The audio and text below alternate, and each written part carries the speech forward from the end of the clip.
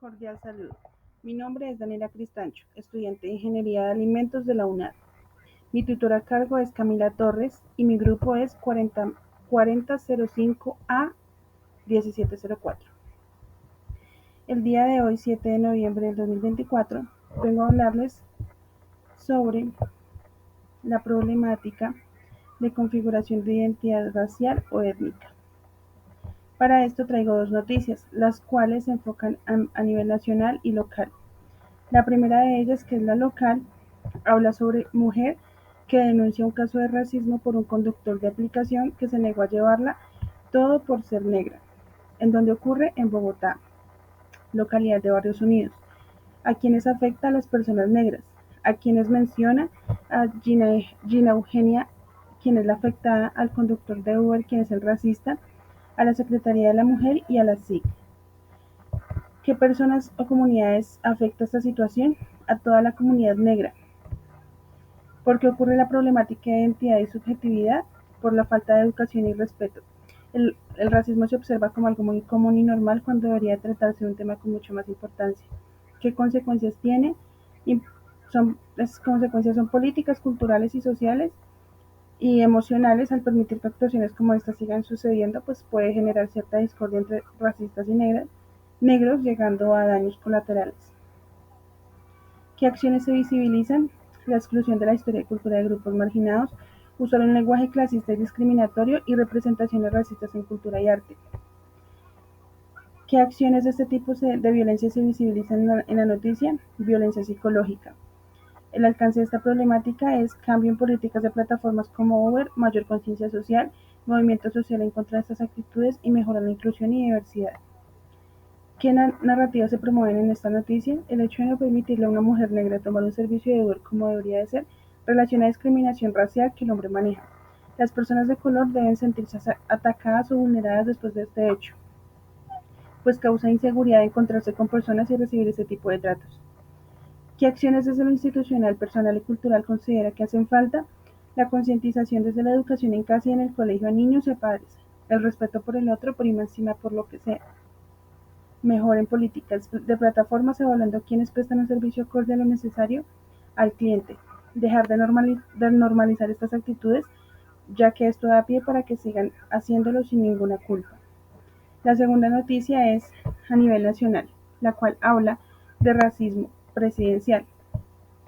Rechazo total a Petro, tras llamar negro conservador al presidente de la Corte Suprema, Gerson Chaverra. ¿En dónde ocurre esto? En la presidencia. ¿A quiénes afecta? A la raza negra. ¿Quiénes son los que se mencionan? El presidente Gustavo Petro, ministros, magistrados de la Corte y Gerson Chaverra, quien es el presidente de la Corte. ¿Cuántas personas y comunidades o grupos sociales afecta? Comunidades afrocolombianas o negras. ¿Qué ocurre? ¿Por qué ocurre? Perdón. Considero que el comentario en este caso fue sacado de contexto por medio de la noticia, pero normalmente estas actitudes se presentan con un fin ofensivo. ¿Cuáles son las consecuencias que tienen en la población? En este caso los afros, en este caso son consecuencias políticas, culturales y sociales y emocionales al permitir que estas actuaciones sigan sucediendo, pues ya que generan cierta discordia entre racistas y afrocolombianos. ¿Qué acciones de este tipo se visibilizan en la noticia? Violencia verbal. Al llamarlo negro conservador por parte de un líder político implica una agresión verbal que refuerza los estigmas raciales. ¿Qué acciones de este tipo de violencia se visibilizan? Violencia psicológica. Alcance de problemática. Siendo una figura pública, debe saberse dar a entender al momento de hablar, generar conciencia desde su posición política, dando ejemplo, concientizando a los líderes políticos sobre el gran impacto que tiene frente al público al ser personas con un grado de poder más alto. Narrativas que promueven la noticia. Las declaraciones de Petro alimentan una narrativa de conflicto entre diferentes grupos políticos y sociales. Al usar un término racista se posicionan las comunidades afrocolombianas y ciertos sectores públicos en una dinámica de confrontación. ¿Qué acciones se pueden tomar? Autoeducación y reflexión, promoción del respeto en el lenguaje, reconocer y valorar la diversidad. Por otro lado, tenemos las conclusiones, las cuales las resumimos en estas pequeñas preguntas. ¿Cuál es el papel de la violencia simbólica como dispositivo configurador de las identidades y subjetividades? Dice que la problemática de configuración de identidad racial o étnica no es solo una construcción personal o individual, sino que también está profundamente afectada por elementos históricos, sociales y políticos. En este contexto, las identidades raciales o étnicas pueden ser objeto de discriminación, estigmatización o marginación, lo que complica la forma en que los sujetos se ven a sí mismos y cómo son vistos por los demás. Esto es un concepto propuesto por el sociólogo Pierre Bourdieu. Desempeña un papel fundamental en la configuración de estas identidades y subjetividades. Se refiere a un tipo de violencia psicológica que se manifiesta a través de las normas, valores, símbolos y representaciones. ¿Cuál es el papel de los medios de comunicación masiva en la promoción de las identidades? Al decir de Thompson, la comunicación de masas ha transformado la naturaleza de la interacción social. El despliegue de los medios técnicos tiene un impacto fundamental en las maneras en las que la gente actúa o interactúa entre sí, y por tanto contribuye a reestructurar las relaciones sociales existentes por su influencia en la recepción de mensajes mediados, pues reconstruyen los límites entre la vida pública y la privada. Eh, Dice también acá, demostrado está científicamente que las razas no existen, dice Fernando Ortiz. No hay razas humanas, pero persiste el empleo del vocablo raza. No obstante, su erróneo concepto y su nociva trascendencia social, y más adelante puntualiza. Pero mientras se use el vocablo raza, toda aplicación de aquel a los grupos sociales será nociva y desventurada, cuando no perfida. Creemos que el dilema es radical.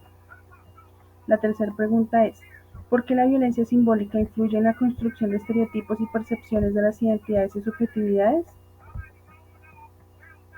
Al respecto, varios autores y autoras se ocuparon del concepto, destacando el planteamiento de Joan Galtung, para quien la violencia consiste en amenazas evitables contra la satisfacción de las necesidades humanas básicas, disminuyendo el nivel real de satisfacción de las necesidades por debajo de lo que sería potencialmente posible.